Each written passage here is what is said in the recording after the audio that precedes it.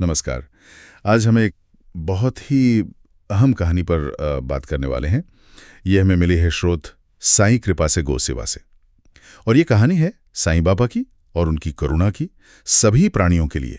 हाँ, ये कहानी शिरडी की एक खास घटना बताती है जो सेवा और भक्ति पर एक बिल्कुल अलग नजरिया देती है। सही। तो आज हम यही समझने की कोशिश करेंगे कि साईं बाबा का वो जो काम था और उनका उपदेश, उसका असली मतलब क्या था। कैसे जीवों की सेवा ही सच्ची भक्ति बन जाती है। खासकर इस नजरिए से कि सेवा सिर्फ दान पुण्य नहीं है, बल्कि ईश्वर की हर रचना के प्रति एक जिम्मेदारी है। बिल्कुल। तो चलिए कल्पना करते हैं शिरडी की, उस समय की जब वहां भयंकर अकाल पड़ा था।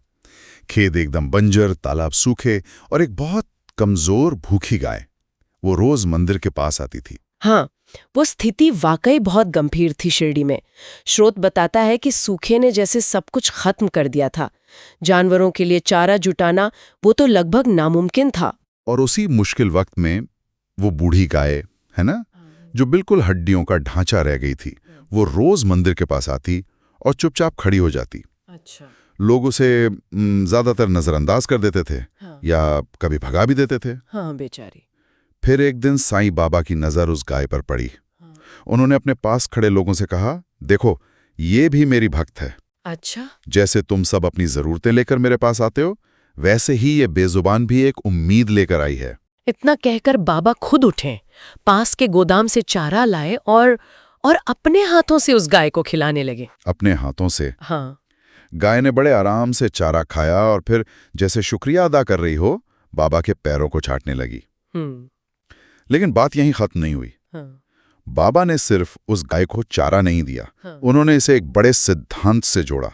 हाँ, बिल्कुल। और असल में यही बात है जो इस घटना को इतना महत्वपूर्ण बनाती है। बाबा का सिर्फ उस गाय को खिलाना एक बात थी, पर उसके बाद उन्होंने जो साफ निर्देश दिया ना, उसका असर बहुत गहरा था। क्या कहा था उन्होंने?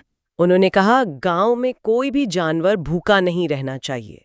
और वजह भी बताई, क्योंकि वो भी उसी परमात्मा की रचना है जिसने हमें बनाया है। अच्छा, तो ये सिर्फ एक भावना नहीं थी?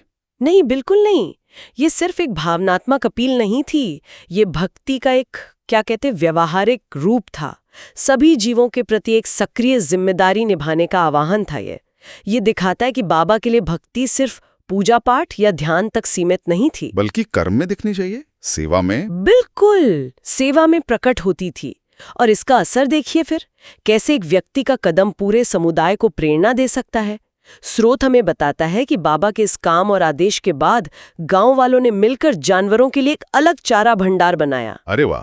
हाँ, और सब लोग इस सेवा के काम में जुड़ गए सक्रिय रूप से।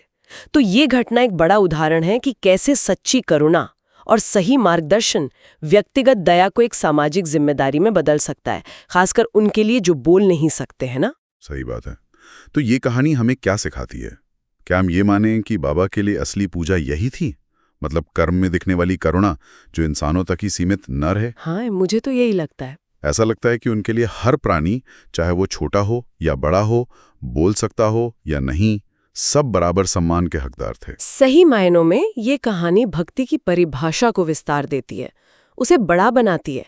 ये दिखाती है कि ईश्वर के प्रति सच्चा प्रेम सिर्फ ध्यान या मंत्र जाप में नहीं है, बल्कि उसकी बनाई हर रचना की देखभाल करने में है, उनकी सेवा करने में है। बाबा का संदेश एकदम साफ था। अगर आप परमात्मा से प्रेम करते हैं तो उसकी बनाई हर कृति का सम्मान करें और उसकी सेवा करें। और खासकर उनकी जो असहाय हैं। बिल्कुल, वही सच्ची उपासना है। तो संक्षेप में कहें तो शिरडी के अकाल में एक भूखी गाय के प्रति साईं बाबा की जो दया थी, उसने न केवल उस गाय को जीवन दिया, हाँ, बल्कि पूरे समुदाय को सभी प्राणियों की सेवा करने की एक स्थायी प्रेरणा दी। तो मुख्य बात यही है कि सच्ची भक्ति सिर्फ महसूस करने की चीज नहीं, करने की चीज है, सक्रिय सेवा। बिल्कुल सही। और ये कहानी हमें आज के संदर्भ में सोचने पर मजबूर करती है ना, कि हम अपने जीवन में, अपने समाज में इस तरह की करुणा को कैसे जीवित रख सकते हैं आज के समय में। हाँ, ये एक जरूरी सवाल है। कैसे हम ये पक्का कर सकते हैं कि हमारी जिम्मेदारी सिर्फ इंसानों तक ही ना रह जाए, बल्कि उन बेजुबान प्राणियों तक भी पहुंचे जो हमारी दया पर निर्भर है। और ये विचार कि सभी जीवों में उसी एक परमात्मा का अंश है, क्या ये सोच हमारे रोजमर्रा के व्यवहार को, हमारी प्राथमिकताओं को बदल सकती है? इस पर सोचना वाकई जरूरी है। अगर आप भी साईं बाबा पर विश्वास रखते हैं और रोजाना उनकी ऐसी चमत्कारी कहानियां सुनना चाहते हैं, तो अभी हमारे चैनल को सब्सक्राइब करें और बेल आइकन दबाएं। आपका एक क्लिक साईं बाबा का नाम दुनिया तक पहुंचाने में मदद करेगा।